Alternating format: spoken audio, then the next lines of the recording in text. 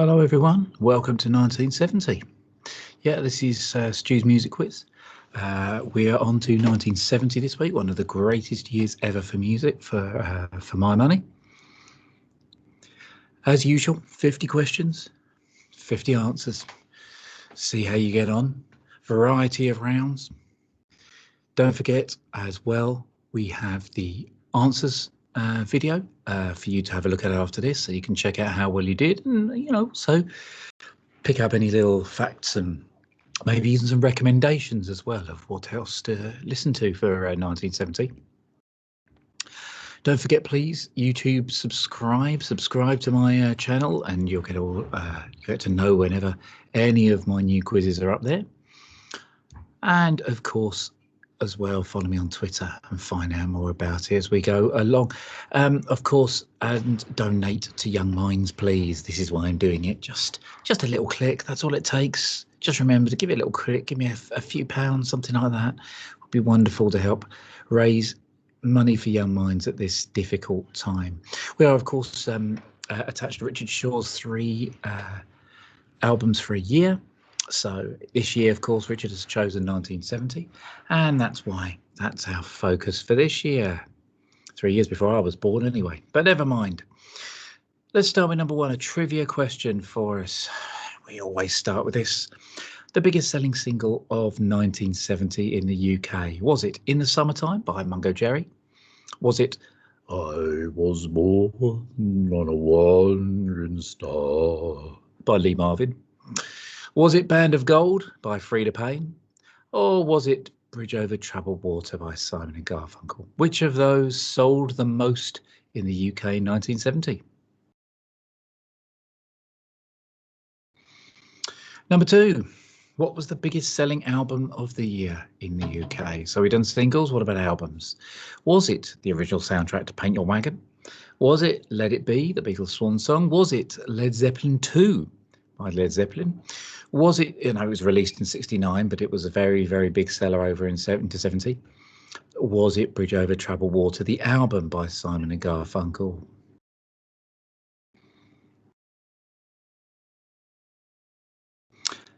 Okay, the 4th of January, which wild man of rock, as he's known, in attempting to escape a mob outside a pub, fatally ran over his own chauffeur? Fatally ran over his own chauffeur trying to escape a pub on the 4th of January. Clue for you, of course, is the wild man of rock and the kind of person who would end up getting into that situation. Number 4, still in January, on January the 14th, which Motown group performed their farewell concert at the Frontier Hotel, Las Vegas? Their farewell concert. January the 14th, a Motown group farewell concert in Las Vegas. Okay, onto the lyrics round. Now, of course, from this point on, a lot of them tend to be a little more cryptic and you tend to have to think a little bit more. I'm, of course, not going to pause for huge amounts of time to let you think, but it's perfectly within the rules for you to pause and take as much time as you want. There's no timing issue here with this, so feel free to. Right, what I'm going to do is I'm going to give you 5 short lyric selections from songs in 1970. All you've got to do is tell me the name of the song. So it'll become obvious. Here you go. Number 5. And when you smile, the world is brighter. You touch my hand and I'm a king. Ah. Which song was this? I'll give you a clue. It was the first dance at my wedding. Helps if you know me, doesn't if you don't. Number 6. Why? Why did you deceive me so? What devil inside made you go when I needed you most of all? Sounds like a 30s American film, doesn't it? But it isn't. It's a 70s song. Why? Why did you deceive me so? What devil inside made you go when I needed you most of all? On to number 7, a little bit softer. On the day that you were born, the angels got together and decided to create a dream come true. So they sprinkled moon dust in your hair of gold and starlight in your eyes of blue. Ah. On the day that you were born, the angels got together and decided to create a dream come true. So they sprinkled moon dust in your hair of gold and starlight in your eyes of blue. Ah. What about number 8? Wear a tall hat like a druid in the old days. Wear a tall hat and a tattooed gown. Answers on a postcard, please, as to what a tattooed gown is. But there we are. Wear a tall hat like a druid in the old days. Wear a tall hat and a tattooed gown. And finally, number 9. Who in the hell do you think you are? A superstar? Well, right you are. Who in the hell do you think you are? A superstar? Well, right you are. Ah, what a nice message for us. Okay, so 5 songs from 70, 5 lyrics there. Okay, on to Name That Album round, where I give you some picture clues to a well-known album from 1970. All you've got to do is decipher these very cryptic and often slightly corny clues. So, for example, here you go, number 10. 2 pictures, put them 2 together, and what do you get? Of course, I don't make it easy for you. Helps if you remember the album. What about number 11? Another 2 pictures there. A picture, a cartoon of a lot of children doing something. And a picture clue of a record next to it. And number 12. Put these 3 together and what album do you get? Only two of those 3, of course, were big stars in 1970. Emma Bunton wasn't born yet, of course. Number 13, again, put those 2 together and you get a, well, shall we say a well-known, if not well-listened to album from 1970. Quite an experimental album in its place. Remember the first time I heard it, I couldn't stand it. But a few more listens and I've warmed to it massively. And number 14, there's a Chaplin film. There's my clue for you. Look at what film it is. Yep. Okay. And then the clue comes after it. There's a Chaplin film and a clue comes after it. Okay. So 5 cryptic clues for the albums there. Do take your time over them. See how you get on. Right, our special round this week is on festivals. 1970 clearly was a big year for live music. There were live albums going off everywhere, all around, and festivals are really, really growing. So we've got 4 questions for you here about festivals. Now, the first 2, I'm going to describe a festival that took place in 1970. All you've got to do is name that festival. So the first one, it was held for the first time ever on the Saturday, the 19th of September that year. So the first time this festival was ever held was on Saturday, 19th of September, 1970. It was attended by just 1,500 people, headlined by the Kinks and Wayne Fontana, and also attended by Tyrannosaurus Rex. They weren't quite T-Rex by that time.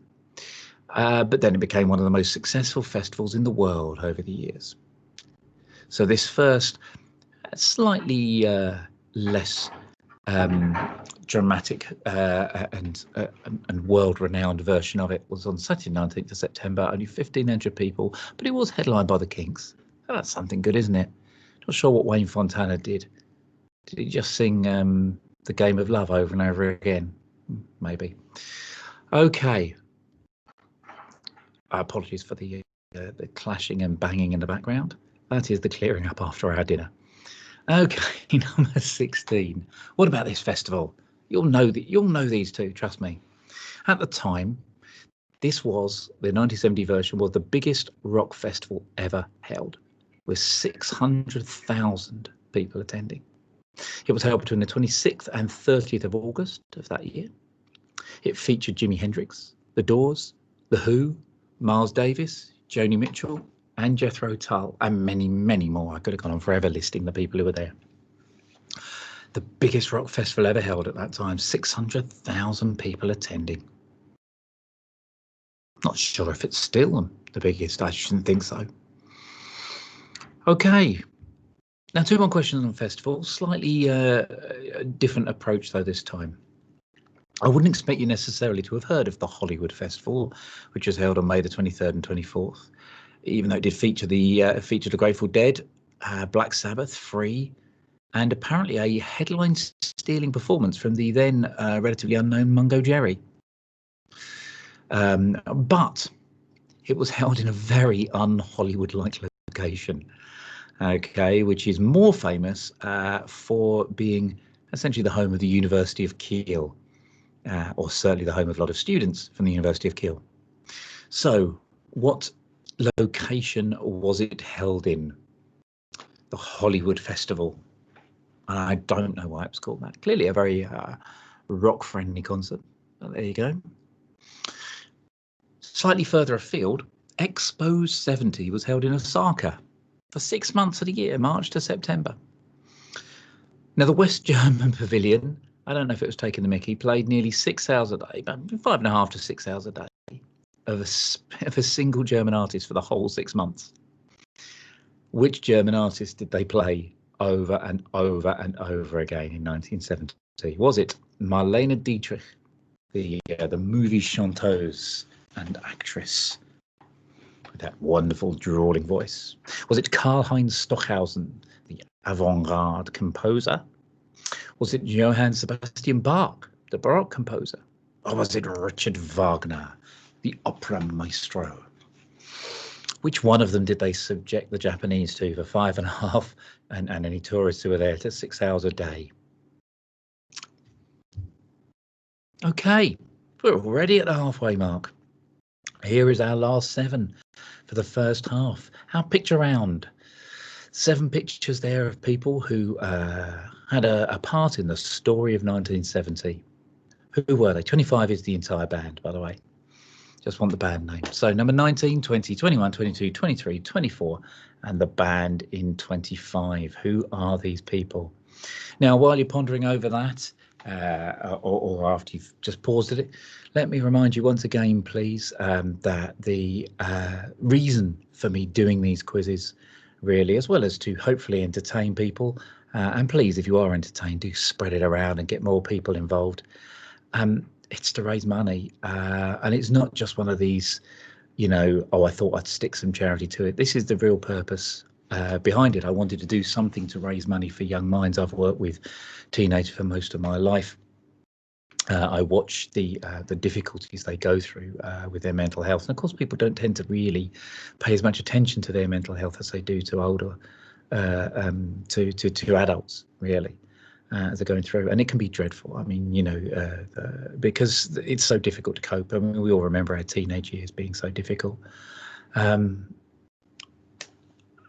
It's not easy to see past a future if you're really feeling so down. And of course, in the current circumstances, a lot of them don't know where they're going, what's happening. They can't see that the future's going to be quite what they had hoped it would be. So, please, please, please. Make everybody feel a bit better by just donating a little bit of money at my fundraising page on Just Giving. It would be really lovely to see that number go up. Okay, let's move on to the second half. So first of all, I'm going to give you 5 album covers. I love a bit of album art. I think it's a real, well, I suppose almost a lost art now, isn't it, really? It still goes on, but it's not as big a deal as when you had the big vinyl records. It dominated here. So all you got to do is look at the album cover and name the album and the artist. Okay. So here's number 26, which very well-known album from 1970, and good album too, is this. And at the same time, you might want to think why there's cotton wool growing. Anyway, number 27. Oh, this is a wonderful album. Slightly strange cover. I'm not sure if I love it or not, really, but the album itself is quite terrific.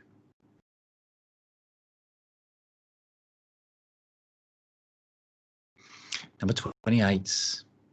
What about this one? Do you know this one?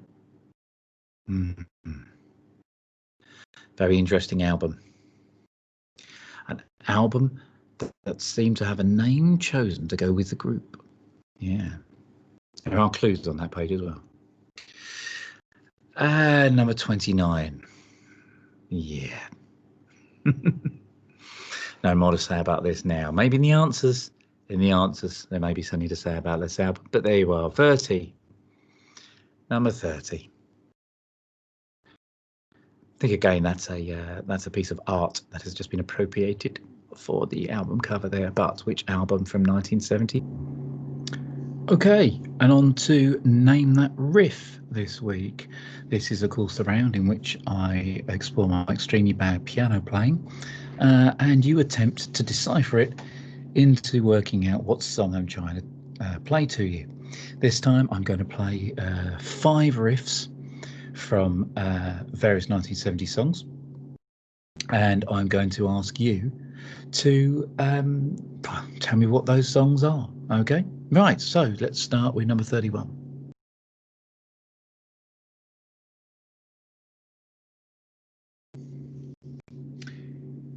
Here we go.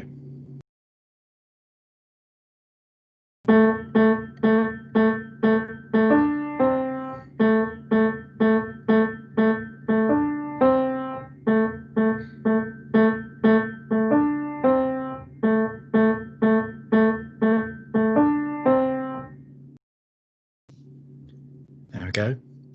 Big hit of 1970. Number 32.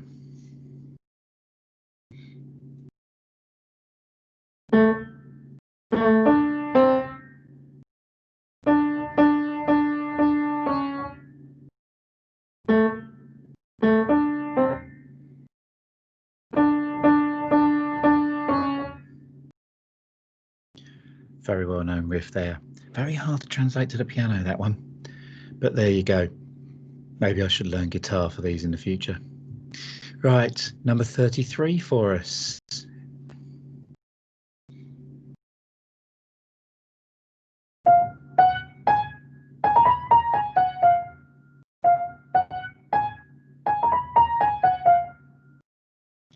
There we go. Think that was a bit easier. Here comes number 34.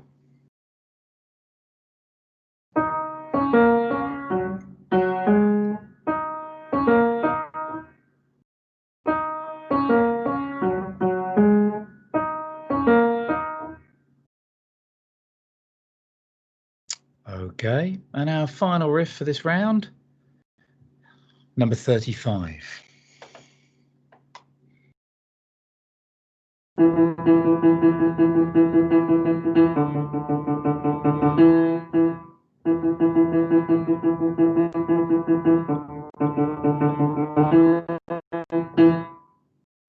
There we go.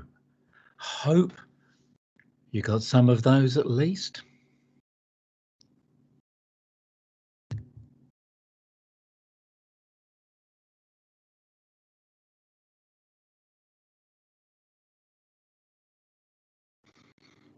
Okay, the covers round. I love a good covers round.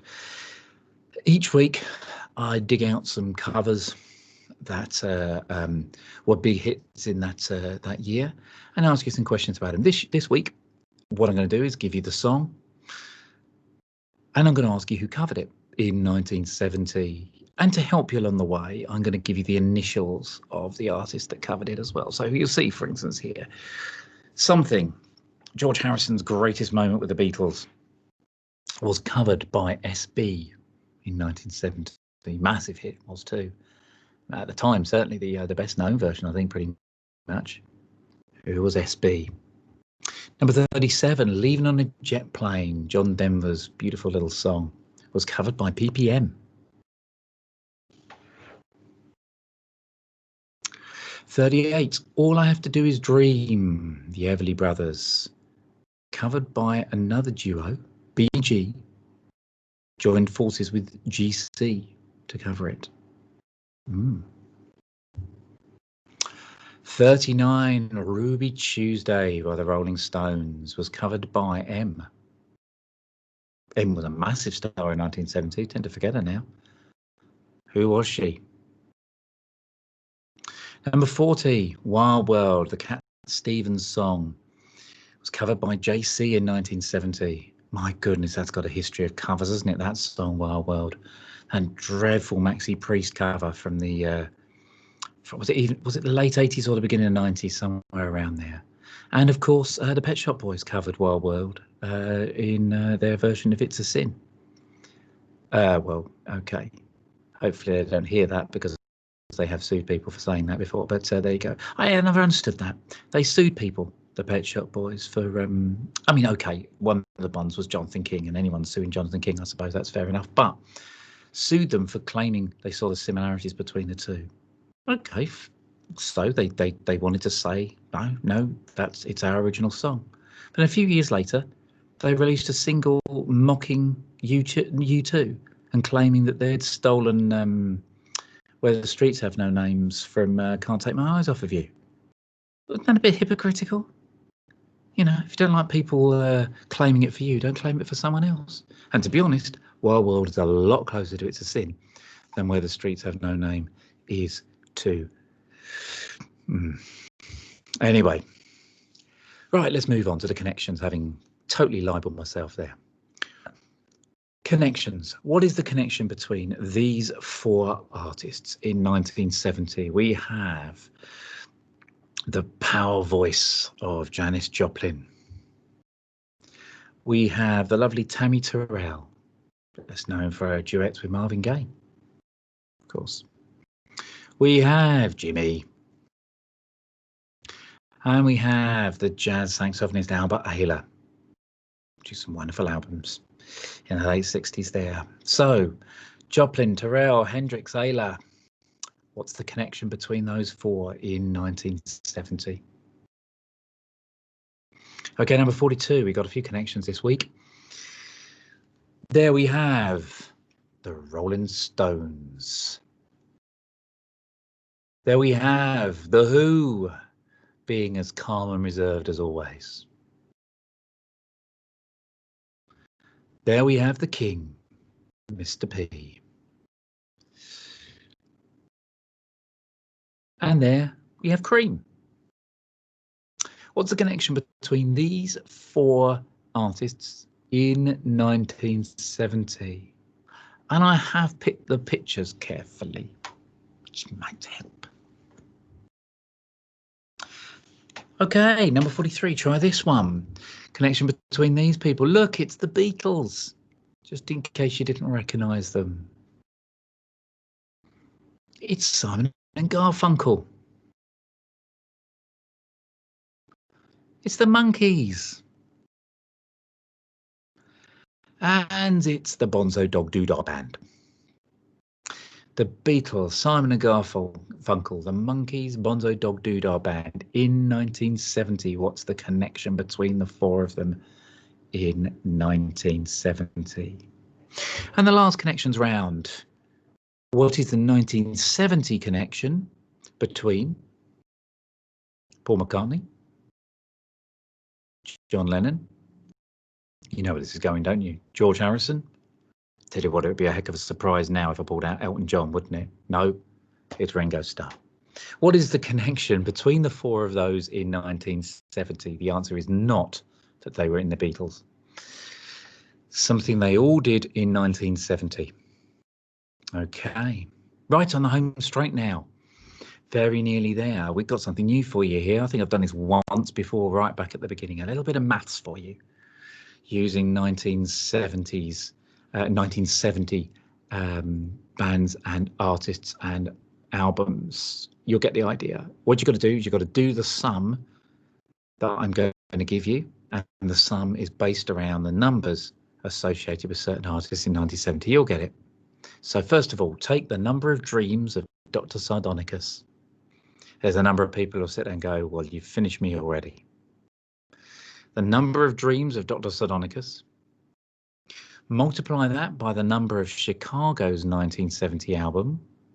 Which Chicago was it? Chicago what? that number, multiply by that. Add the number of songs in the title of Randy Newman's album of 1970. It's called Something Songs, number songs. That's what I mean by it. Then subtract the number of Led Zeppelin's 1970 album. That's the one they released in 1970. And finally, add the number of Dave Clark's band. The number of Dave Clark's band. Put those together, do the sums. I've made the sums easy. I deliberately didn't do any kind of high-level multiplication there for you. Being nice, aren't I?